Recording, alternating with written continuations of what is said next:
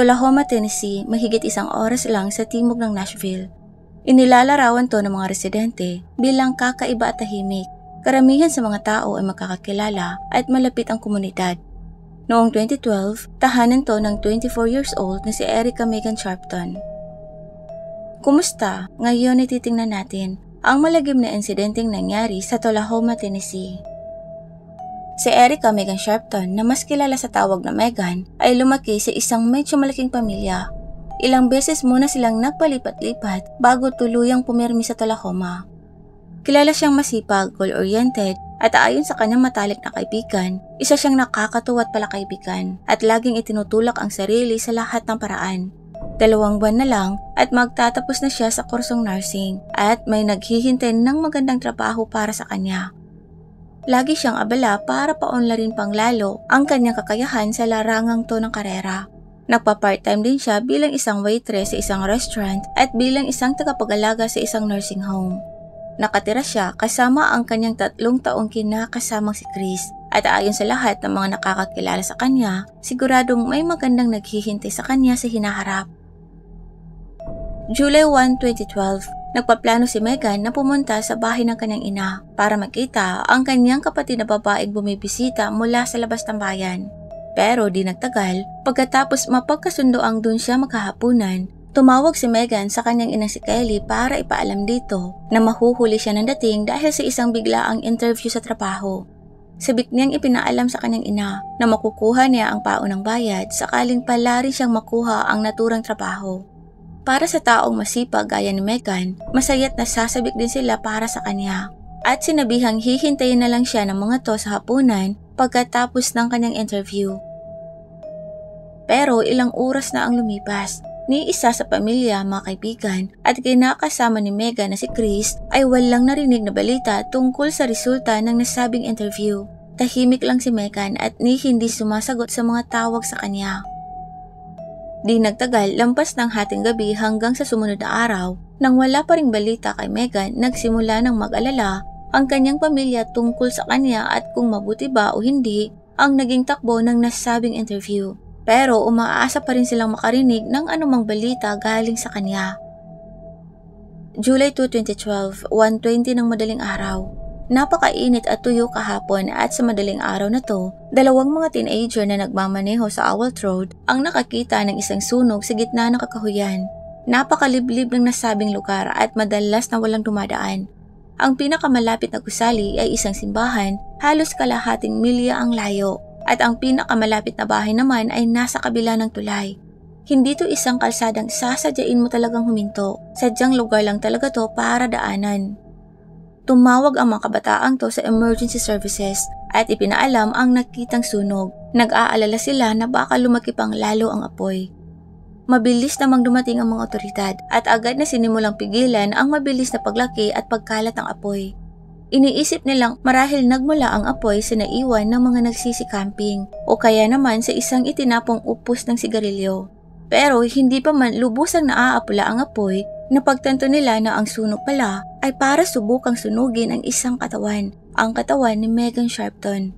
Walang sasakyan sa malapit at walang ibang tao sa paligid. Wala ring ID, walang susi, walang pitaka at walang cellphone o kahit anong malapit sa kanya. Nakahubad din siya mula baywang pababa at sa lokasyon at posisyon ng apoy, wala na siyang buhay bago pa man siya sunugin. Ayon sa isang pulis, nabasag ang bungo nito sa sobrang lubha ng naging tama nito sa ulo. Kasabay ng walang pagkakakilanlan, wala ring mga taong kamakailang naiulat na nawawala na maaaring tingnan ng mga pulis para sa posibleng sagot kung sino ang maaaring nasabing katawan. Pero sa natatanging suot na damit nito pang itaas, masasabing isa siyang medical student at mayroon din siyang ilang mga tattoo, kaya't may nailagay ding paglalarawan ng mga pulis. Mabilis na kumalat ang balita at nang makita ang isang post sa Facebook tungkol sa babaeng natagpo ang may star na tattoo, agad na tumawag si Kelly.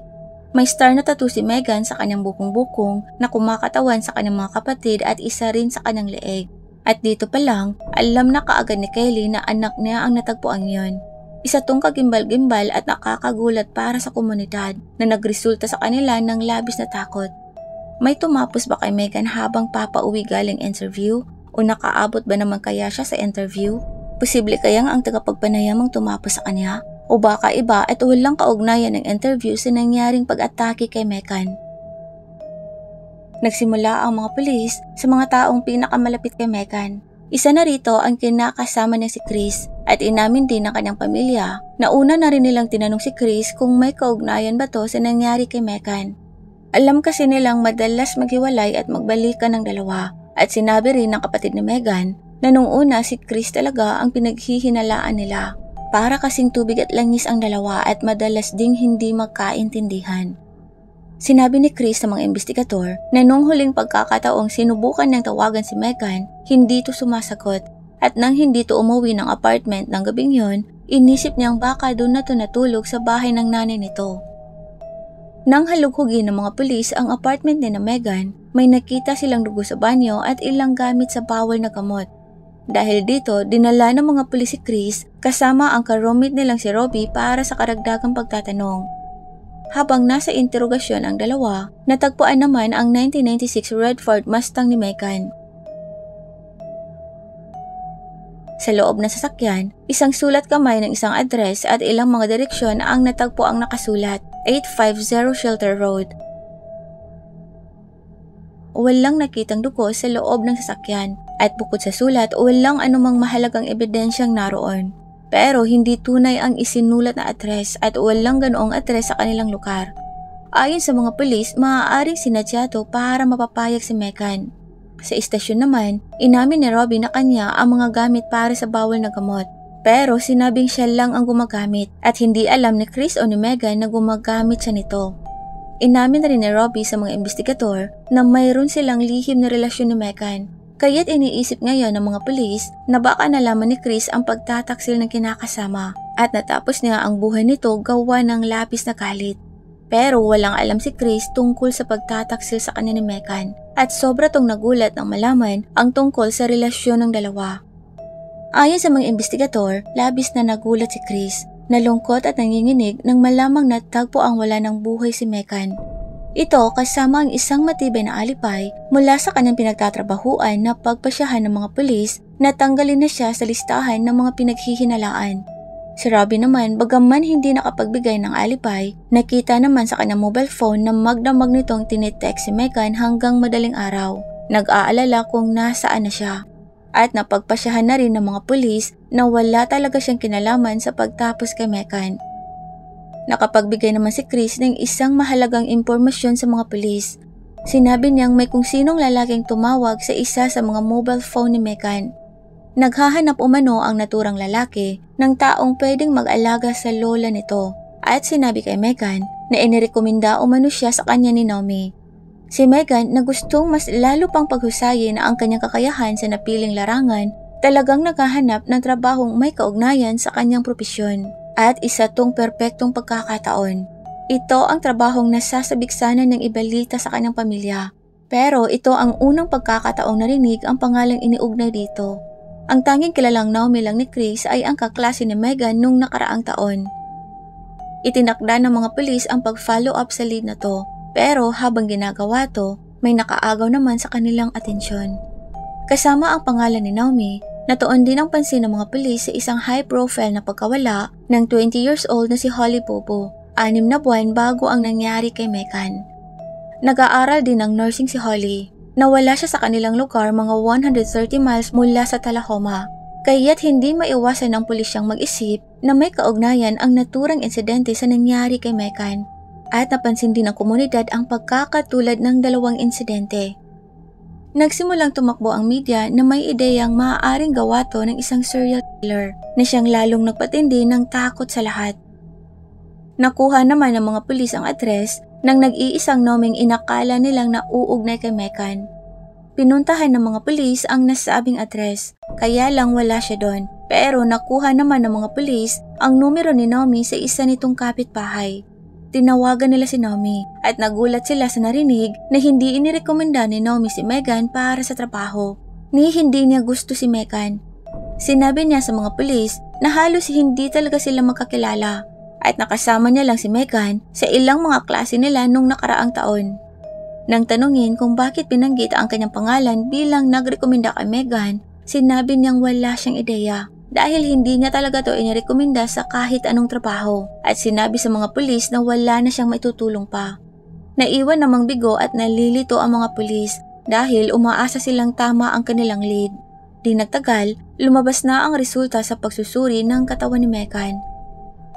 Sa resulta, napag-alamang ilang beses mo nang pinagsamantalahan si Megan bago to walang awang binugbog at binaril sa pisngi. Bagaman napakatindi ng pambubugbog na natamo na halos mabasag na ang bungo nito, ang tama talaga ng bala ang ikinalagot ng hininga ni Megan at naniniwala ang mga otoridad na baril ang ginamit panghampas sa ulo nito. Bagaman hindi natagpuan ang mobile phone na dala ni Megan ng gabing yun, nahanap naman ni Chris ang isa pang mobile phone ni Megan na nakatanggap ng tawag tungkol sa trabaho. At sa wakas, nagkaroon ang mga otoridad ng akses sa misteryosong numero. Ang tawag ay nagmula sa isang hindi nakarehistrong prepaid mobile phone.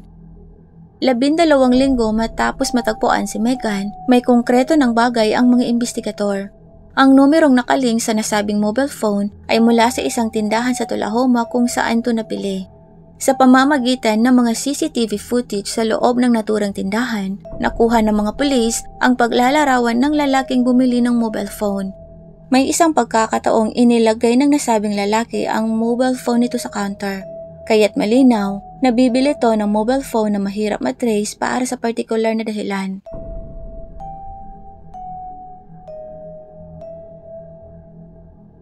Nakunan din ng kamera ang lalaki sa labas na sumakay sa isang pulang pickup truck. Ang lalaki ay nakilala bilang si Timothy Gifford na mas kilala bilang Timmy. Isa siyang small-time na nagtutulak ng bawal na gamot.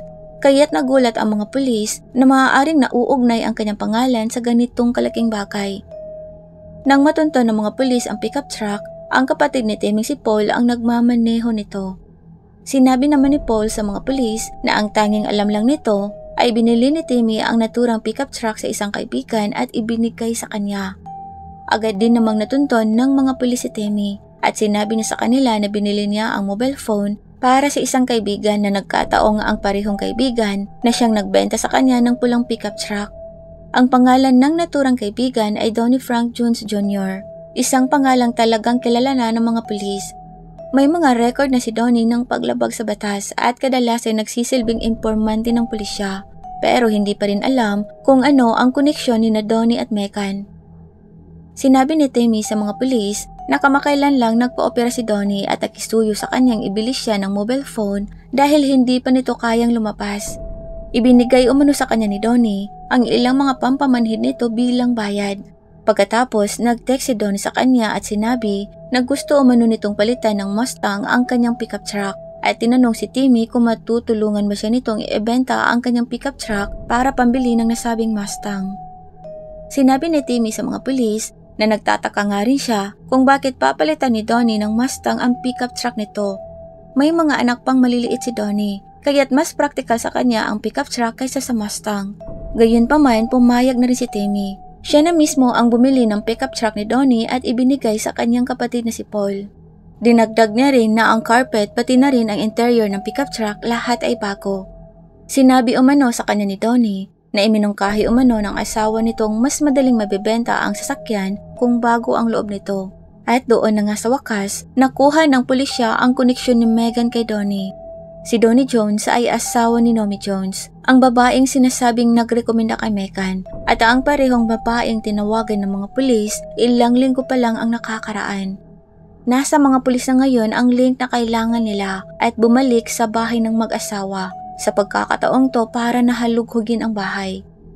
Itinanggi naman ni Donnie na kilala niya si Megan, pero biglang nagbago ang kanyang kwento at sinabing natatandaan niya nga ang inihatid niya to kasabay ng kanyang asawa sa paaralan 1 o 2 beses noong nakaraang taon. Sinabi rin ni Donnie na nasa bahay siya kasama ang kanyang mga anak noong gabing nangyari ang insidente. Sa pagtatanong, itinanggi niya ang sinabi ni Timmy tungkol sa pinabili niyang mobile phone at sinabi sa mga investigador na maaari nilang halughugin ang bahay nila at kumuha sa kanya ng DNA swab dahil wala daw siyang itinatago. Ilang sandali namang hinalughog ng mga pulis ang paligid ng tahanan pero wala silang nakitang anumang kahina-hinala at umalis na lang dala ang DNA sample. Habang nakabinbin ang mga resulta, nagsimula naman ang seremonya ng pagtatapos sa nursing na dapat sana'y bahagi si Megan. Ipinagdiwang ng kanyang 18 kapwa estudyante ang kanyang buhay at nagbigay pukay. Tinanggap naman ni Kelly ang diploma ni Megan sa ngalan nito. Nakaayos din ang upuan kung saan dapat nakaupo si Megan.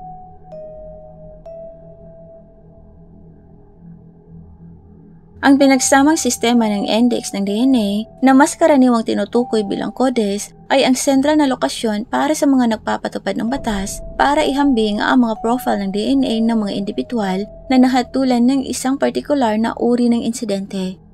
Ang CODES software ay nagbibigay daan sa mga estado, lokal at pambansang nagpapatupad ng batas na ihambing ang mga profile ng DNA sa elektronikong paraan. Sa gayon, pag-uugnay ng mga insidente sa isa't isa at pagkilala sa mga salarin sa pamamagitan ng pagtutugma ng mga profile ng DNA ng magkasama. Sa pamamagitan nito at ng sample ng DNA, ikinumpara ng mga pulis ang resulta ng test kit sa paghahali na ginawa kay Megan at lumabas na tugma kay Donnie ang resulta.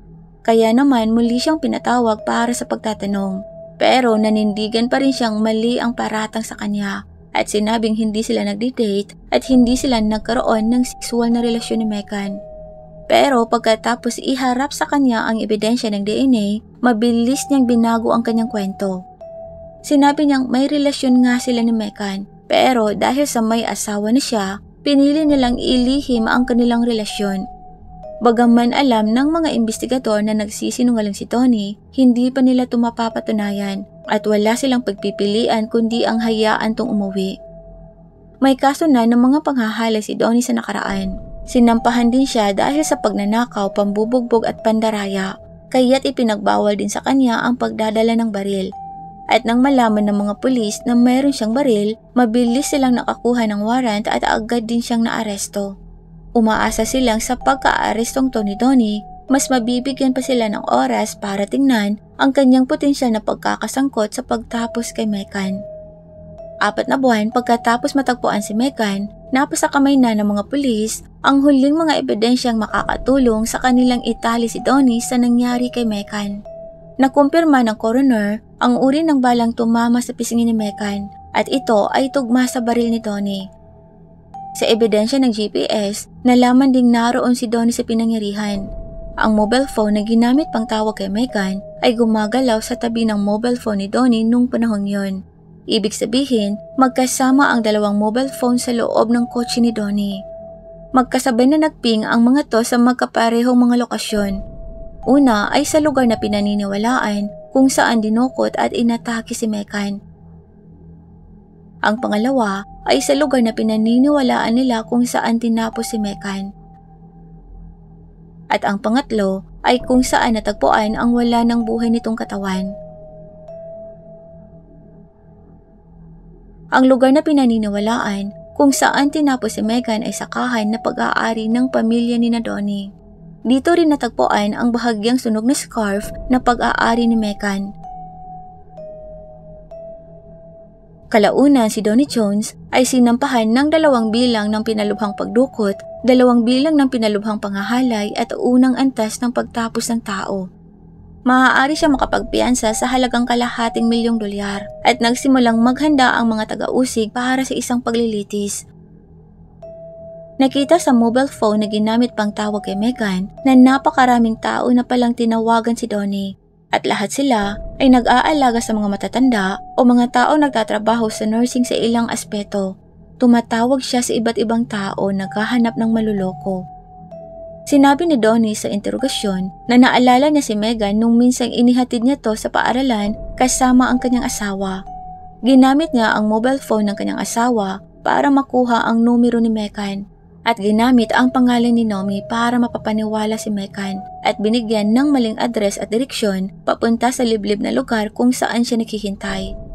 Nakumpirma rin sa mobile record na nasa trabaho ang asawang si Nomi nung gabi ng insidente at ayon sa mga pulis, walang kinalaman si Nomi sa malagim na pagtapos kay Megan at wala rin silang nakitang koneksyon sa pagitan ni Donnie at ni Holly Popo dahil may hiwalay na mga pag-aarestong ginawa patungkol sa nangyari kay Holly. Bagaman karapat-dapat sa parusang bitay ang mga paratang na isinampal laban kay Donnie, hindi kailanman sinabi ng mga taga-usig sa publiko kung plano ba nila tong isulong o hindi. Sa korte, nag-plead ng not guilty si Donnie at hiniling sa hukom na bilisan ang paglilitis at sumisenyas pa sa mga kapamilya ni Megan na wala umano siyang kasalanan. Pero dahil sa posibleng parusang bitay, masigasig siyang humihingi ng kasunduan kapalit ng pag-aamin niya sa kasalanan para maalis ang parusang bitay.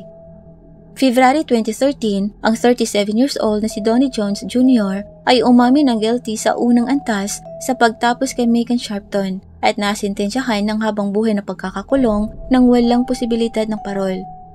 Pero agad niya ring binawi ang pag-amin. Sinabing kinumbinsi lang siya ng kanyang abogado na umamin at sinabing pinagbabantaan din umano ang kanyang asawa. Dininig naman ng hukom ang bagong mosyon, pero ganun pa din ang naging hatol. Magsisilbi pa rin siya ng habang buhay na pagkakakulong ng walang parol. Sabi ng kapatid ni Megan, kung marahil hindi sumakabilang buhay si Megan, malamang na malaya pa rin si Donnie at patuloy pa rin tatarget ng mga kababaihan. Sinabi niyang dahil kay Megan, habang buhay na naikulong si Donnie sa likod ng mga rehas. Idinagdag niya na isinakripisyo ni Megan ang buhay nito para mapanatiling ligtas ang lahat ng ibang kababaihan sa kanilang komunidad. Si Kelly Sharpton, ang nanay ni Megan, na labis na naapektuhan sa pagkawalan ng kanyang anak sa pinakamalupit na paraan, ay madalas na magsalita kung paano siya unti-unting kinakain ng labis na kalungkutan. Nakakalungkot na noong November 2013, nagpatiwakal ang ina ni Megan na si Kelly dahil sa bigat ng dinadala at hindi na talaga nito nakayanan ang lahat. Nagpahayag naman ng kalungkutan na ang mga investigador na humawak sa kaso ni Megan. Sinabi nilang nakakakilabot ang mga huling minuto ng buhay ni Megan na napuno ng takot at gulat. Isang babaeng may napakaraming plano para sa hinaharap na walang awang inagawan ng buhay. Ito kasama ang kalunos-lunos na pagpapatiwakal ng kanyang ina ang siyang lubos na nakaapekto sa maraming tao. Isang 7 talampakang taas na memorial naman ang ginawa para kay Megan na makikita kung saan natagpuan ang wala ng buhay niyang katawan. Binubuo ito ng 24 na bituin, isa sa bawat taon ng kanyang buhay. Sinabi ng kapatid ni Megan na magpakailan may malaki ang pasasalamat ang kanilang pamilya sa komunidad sa suporta at dedikasyon sa pagtulong ng mga to sa kanila.